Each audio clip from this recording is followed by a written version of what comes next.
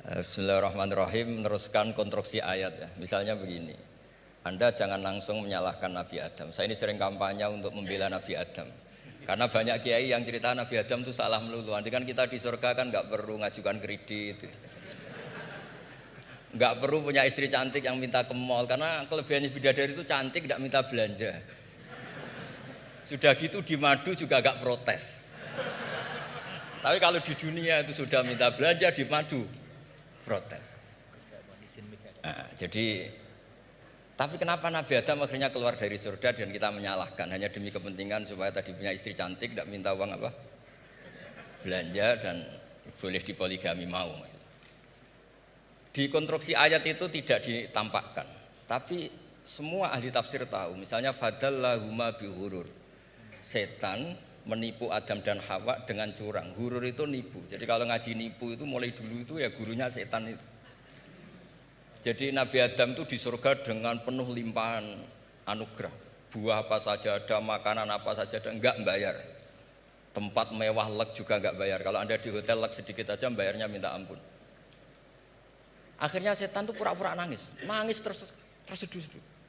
Akhirnya Nabi Adam menghampiri. Kenapa kamu nangis? Saya ini iba sama kamu, kasihan. Nikmat yang begini nikmat, pada akhirnya Anda ini mati. Karena Anda manusia, pasti mati. Kasihan sudah senikmat ini kemudian Anda mati.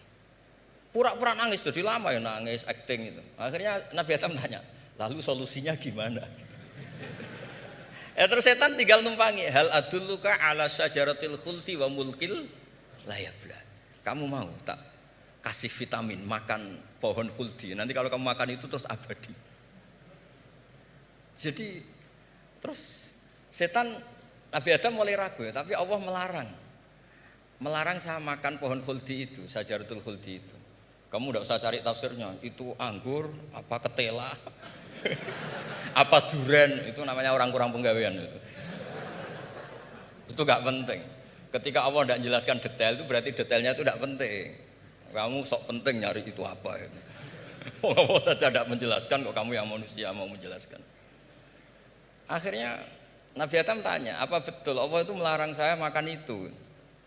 Terus Allah cerita, wa qasamahuma inni lakuma laminan nasihin. Terus setan itu cerita, demi Allah saya tahu info terbaru bahwa sekarang nggak apa-apa. Jadi hukum terbaru itu.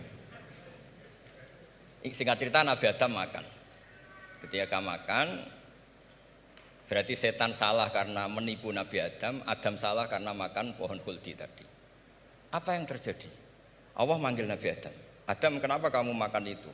Bukankah pohon-pohon yang lain, buah-buah yang lain itu cukup? Kenapa kamu makan yang saya larang itu?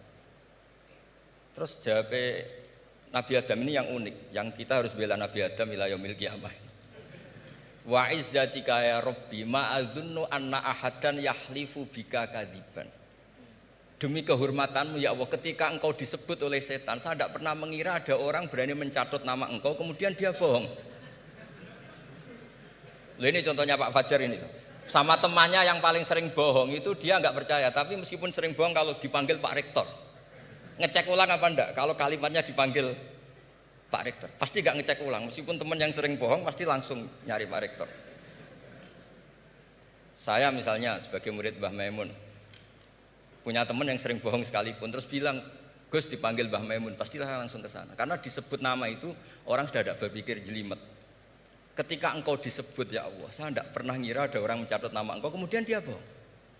Sehingga Allah itu haru sama Nabi Adam. Makanya Nabi Adam itu diusir.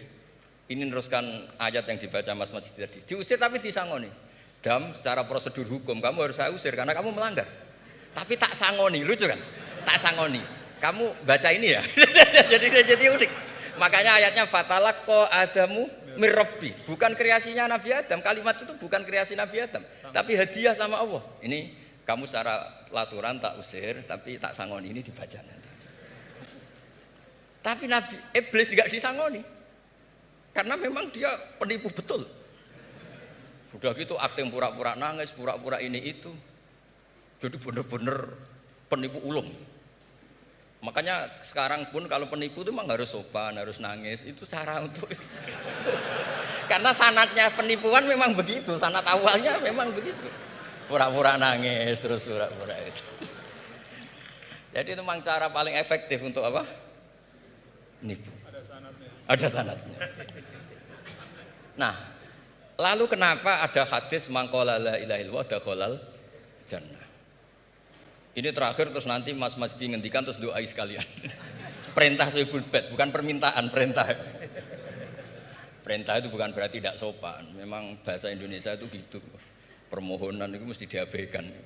Kalau perintah itu agak tegas. Bukan masalah. Jadi begini. Saya ulang lagi konstruksi ya, konstruksi ayat fadallahuma bihurur. Kenapa mangqala la ilaha dakhalal jannah? Itu unik. Kalau kita baca hadis, ada orang itu pendosa, salahnya sudah minta ampun. Sama Allah dipanggil. Ini hadis musnad, riwayat Musnad Ahmad dan banyak riwayat yang lain. Dipanggil, "Fulan, kamu ke sini. Kamu lihat itu apa?" "Bok, Gusti." "Berapa?" 99. Per bok itu maddul basor. Sepanjang mata melihat itu isinya dokumen kesalahan dia. Jadi nggak kayak yang di pengadilan itu hanya beberapa tumpuk. Itu sepanjang dia lihat itu kesalahannya dia. Sepanjang dia melihat. Sudah gitu jumlahnya 99. Ya dia putus asa, dia tidak akan masuk surga. Kemudian sama Allah, sudah kamu tenang saja. Diambilkan bok kecil, kecil sekali, paling sak bok jam tangannya. Dah, innaka lan tuzlamal yaum, kamu tidak akan terdolimi. Kenapa Gusti? Ini kamu punya kebaikan ini kecil sekali. Ya apa efeknya Gusti? Kan nggak ngefek kesalahan seperti itu. Kemudian bandingannya hanya kebaikan sekecil itu. Udah kamu tenang aja. Setelah ditimbang, box 99 yang jumlahnya maddul basor kira-kira 3 kilo sama satu wadah jam kecil, ternyata setelah ditimbang itu menang yang 1 jam kecil. Karena isinya la ilaha illallah. Malaikat itu gak berani. Kamu berani, ada namaku kemudian kamu abaikan. Saya dipanggil 1000 mahasiswa UII sama satu Pak Rektor, Pak Fajar. Kemana arahnya? Ke satu rektor apa ke 1000 mahasiswa yang manggil? Pak Rektor, kan ini urusan nasib.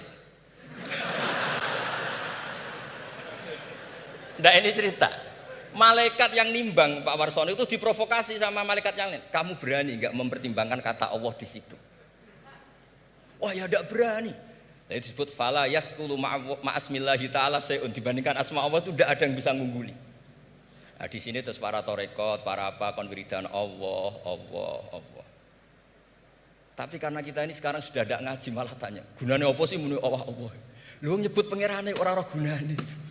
Oh ini sedang nyebut Tuhannya kok kamu tanya gunanya apa? Kamu tak kasih uang aja tidak pernah tanya gunanya uang ini apa? Pas dijak wiridan tanya, gunanya apa sih? Oh dasar orang aneh. jadi logis. Nah, Nabi Adam juga sama, ketika disebut asma Allah itu nggak mikir yang lain, apa setan itu penipu apa enggak, sudah grogi yang manggil Allah langsung. Nah, makanya saya mohon kenapa kita memahami mangkana akhiru kalamihi Allah la ilaha illallah dakhalal jannah. Karena dengan itu malaikat nggak berani macam-macam. Jadi nanti kalau Anda ketemu malaikat tukang hisab, ayo silahkan abaikan nama Allah. Kalau kamu berani berarti tidak malaikatnya Allah. Masa namanya Allah gak dipertimbangkan?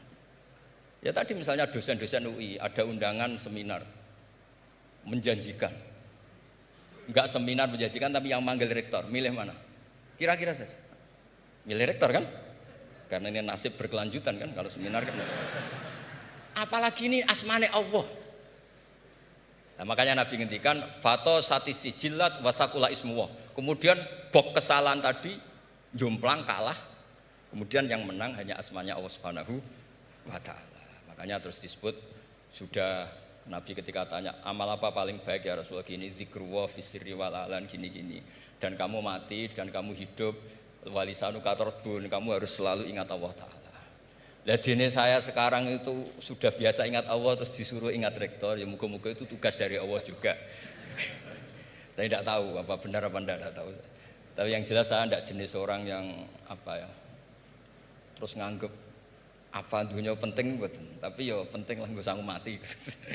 Tapi yang jelas supaya sampean ngerti madhab saya, karena ini ngaji dan saya punya niat baik, maka saya ungkapkan cara berpikir saya. Jadi sampean tidak usah kaget. Mungkin namanya kan mengabaikan kesalahan, cara berpikir nggak gitu. Kita punya riwayat sahihah bahwa ketika malaikat mengabaikan semua kesalahan ini karena nggak berani memperbandingkan asmane Allah dengan yang lain. Makanya disebut di akhir hadis fala yaskulu ma'asmillahi ta'ala syai'un. Ketika sudah nyebut Allah harus dianggap selesai. Enggak boleh habis nyebut Allah mau mati kredit, enggak boleh. BPKB di bank ini enggak boleh. Nanti akhir hayatnya bilang BPKB, bukan Allah. Enggak harus kata Allah itu mengunci. Disebut akhiru kalami. Lah kalau sampean tanya, kenapa itu menjadi penting? Karena tadi malaikat tidak akan memperbandingkan Allah dengan yang lainnya. Makanya ketika ulama-ulama sufi, kalau kamu habis salah istighfar, nanti di sohifah kamu akan ditulis habis salah, salah. Terus di belakang ditulis, tapi setelah itu dia bilang astagfirullahaladzim. Nanti malaikat tinggal aja kamu teror. Kamu mempertimbangkan Allah apa yang itu? Ini tak ajari nih. Kalau tepak ya kamu didengar, kalau tidak malah digebuki, tidak tahu saya. Tapi itu ijazah resmi nih hari ini. Hadisnya akurat. Ijazah. Nggih ngoten mawon kok nek kesuwen kepinteran nyanyi kula. Assalamualaikum warahmatullahi wabarakatuh.